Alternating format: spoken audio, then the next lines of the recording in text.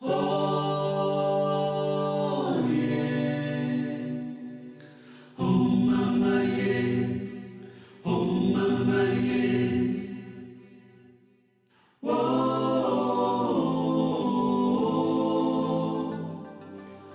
A mí me lavaban el pelo con bonche. El bonche es una planta que hay en todos los pueblos del Pacífico colombiano que tienen flores de diferentes colores. Cuando esa planta, la escobabosa, el taxí, se estrujaban, sacaban una sustancia jabonosa y con eso me lavaban el pelo. O sea, luego entendí en la universidad de una manera mucho más fácil, de una manera mucho más emocional, ¿cierto? Que esas moléculas se llamaban saponinas y las entendí muy fácil porque tenía esa relación. Pero también la historia de la mujer científica pues también sale de esas faenas con mi papá de ir a cazar, acompañarlo a cazar, a pescar, ¿cierto? Y ahí aprendí el nombre de muchas especies, de fauna, de flora. Cuando hay una misión, y quizás desde muy niña yo fui muy inquieta, y por eso es importante incentivarle a los niños esta don de la creatividad.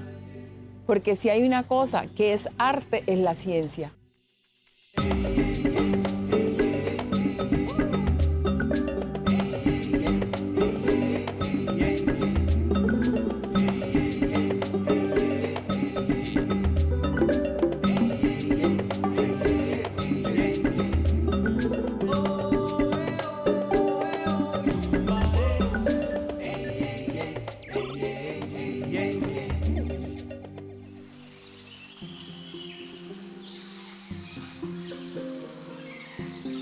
Bueno, a mí me gusta contar siempre que yo soy de un pueblo muy pequeño en el Pacífico Norte colombiano, que soy la última hija de una familia de 8 hermanos, muchos hombres en mi familia, y que soy la hija de Carlina y Orlando Torres, pero que también soy la nieta de Clorinda, de Polonia, de Teotiste, de Sidenia, de Ramón Torres y de Cator.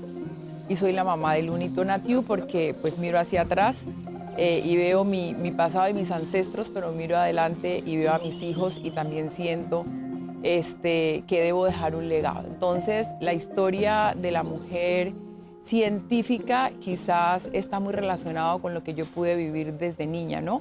Con esa relación íntima con la naturaleza, pero también de esa relación íntima con la gente.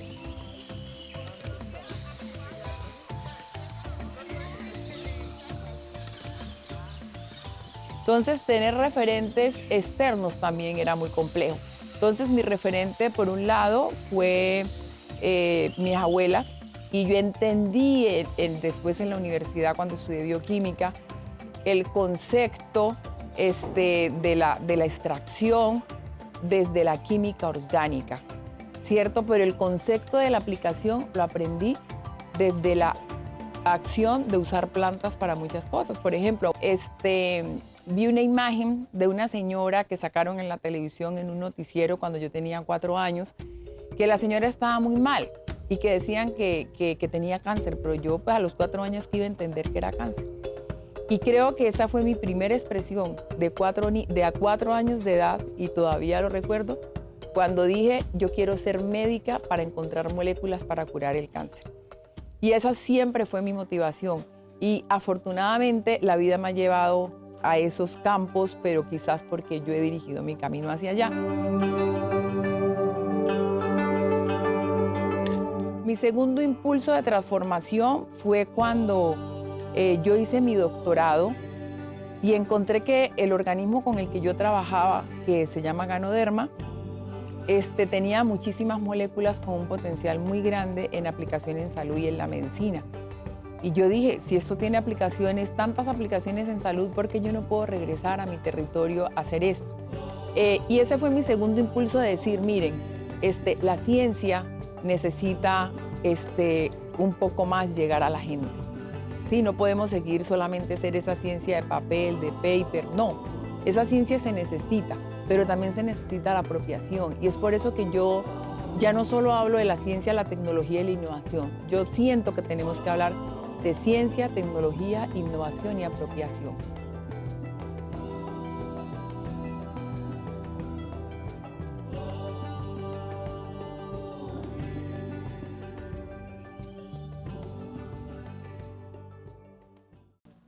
Yo creo que sí, hay un ejemplo de lucha en temas de saberes, en temas de ciencia y en temas de conocimiento, es el de las mujeres negras, ¿no? Nosotros fuimos traídos de África, ¿cierto? Y eso hay que recordarlo. Eh, pero a América Latina nunca le dijeron que Etiopía es la cuna del conocimiento, por lo tanto, no tenemos esos referentes. Sin embargo, nosotros seguimos, digamos, habitando un corazón territorial, un corazón de río, un corazón de mar, un corazón de selva. Y conectado a esa selva, a esos mares, a esos ríos, hay un conocimiento inmenso, ¿cierto? Yo siempre le digo a mis hijos, yo tengo 2 hijos, Luna y Tonatiuh, yo siempre le digo a mis hijos, las cosas son difíciles para quien no tiene el conocimiento.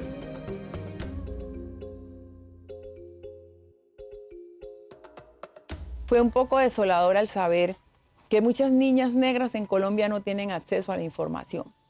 Y si tú estás en un territorio en donde no tienes conexión, no tienes este panorama, pues claro que vas a tener mucho más limitaciones. Entonces maceramos las plantas, estrujar con las manitos, que era lo que hacían las abuelitas, también sirve para que activar los compuestos que hay aquí. Ellas eran unas súper sabias. Yo siempre soy orgullosa de decir que mis referentes de saberes fueron mis abuelas y los abuelos del pueblo. Pero cuando hablamos de referente más en ciencia formal, esculcando, digamos, la ciencia, hay referentes africanas por las que yo me incliné mucho cuando era adolescente, pero también hay referentes del norte de América, como Mary Jepson, como Dorothy Bock, que yo creo que fue muy intencional que nos ocultaran la vida de estas mujeres científicas durante muchos años, ¿no? Nunca nos contaron que ellos hicieron parte del ejercicio para que se pudiera hacer los primeros viajes que se hicieron por fuera de este planeta. Son, o sea, un ejemplo grande de lo que se puede lograr desde la ciencia, pero también científica, de resistencia. Y yo espero que estas historias de las mujeres negras en la ciencia puedan resonar en muchas niñas que requieren tener un referente para seguir este camino. Es un tema de construir nuevas narrativas. Si las narrativas no cambian, nosotros no vamos a tener una posibilidad de que nuestras niñas quieran hacer esto que yo estoy haciendo ahora. ¿De qué color está? Amarillo. ¿Y tiene partículas ahí? Si hay alguien que puede contar de estas historias, son las mujeres negras de Colombia, porque con ellas han llevado sus saberes en la partería. O sea, la partería tiene una tradición muy grande, venida también de África. Uno puede decir o lo puedo decir desde mi propia experiencia, que cuando uno reconoce su esencia, siempre quiere regresar al territorio. Para mí siempre el territorio ha sido lo más valioso porque aprendí el valor de las cosas pequeñas, del conocimiento, de cómo transforma el conocimiento. Entiendo que alguien que estudia en Harvard es muy apreciado porque es la mejor universidad del mundo, ¿no? Eso dicen, pero yo creo que también deberíamos de ponderar a la gente que estudia en las universidades porque es un conocimiento distinto. Sin ese diálogo no hay universalidad y eso es una universidad. Entonces, le damos estatus a las universidades y yo estoy de acuerdo, o sea, hay universidades que tienen las herramientas, que tienen el talento humano, que tienen las conexiones, que tienen la visión, que tienen currículos muy bien estructurados. Y así la gente no valore porque estudié en una universidad pública y fui a Guadalajara y estudié en una universidad pública, he podido tener el reconocimiento en lo que hago. Entonces, lo que deberíamos realmente es entregar herramientas. Cuando yo veo esa distancia entre estos dos mundos, ¿cierto? Necesitamos estas herramientas que nos conectan con las realidades.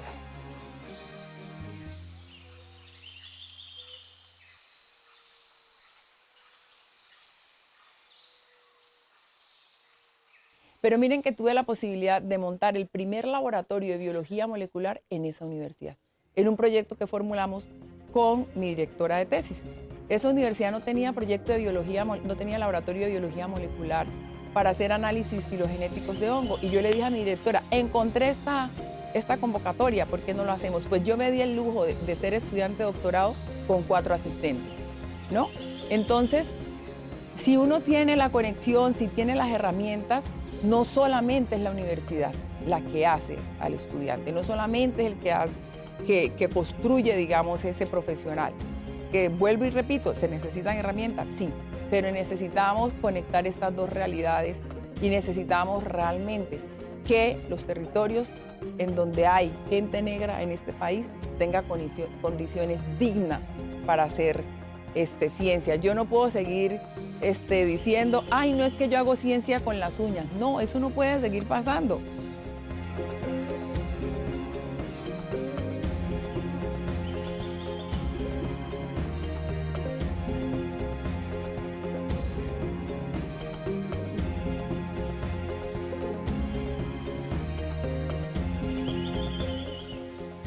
Bueno, yo a una niña que sueña con ser científica, lo primero que le diría es que este es un camino fascinante, que es apasionante, que es un camino que sí, que tiene sus curvas, sus subidas y sus bajadas, pero creo que es casi de los únicos que les permiten a uno hacer lo que uno le dé su gana, porque es un proceso de creación, ¿no?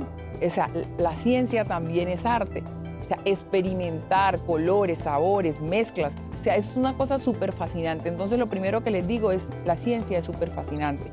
Me permite a mí hacer raciocinios, me permite a mí crear, ¿cierto? Y no solamente quedarme en la hipótesis. Lo segundo que le diría a una niña que quiere ser científica es que la ciencia es uno de los campos más bellos que tenemos junto con el arte para transformar sociedad. ¿Sí? Todos los servicios que nosotros querramos tener en una sociedad pueden venir del conocimiento y no solamente del método científico. Por eso digo del conocimiento, porque los saberes tradicionales y ancestrales aquí son muy importantes. ¿Sí? A mí nadie me va a decir que es que las pirámides de Egipto se crearon con los mayores científicos de este planeta, ¿no? O sea, esa fue ciencia tradicional, ¿no? El calendario solar fue creado con la observación de nuestros antepasados en este planeta.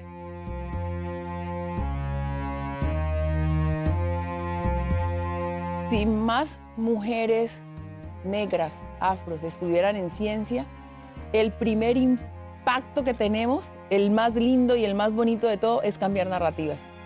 O sea, que no vuelva a pasar como una niña en Quibdó, que cuando le pusieron una biografía mía, estaba así súper desconsolada porque ella nunca pensó que su papá le iba a decir que conocía a una científica, porque ella pensó que la ciencia era una cosa ya, y el papá le desmontó, ella venía contenta pensando que esa era una mujer súper importantísima, y era yo que conocía a su papá.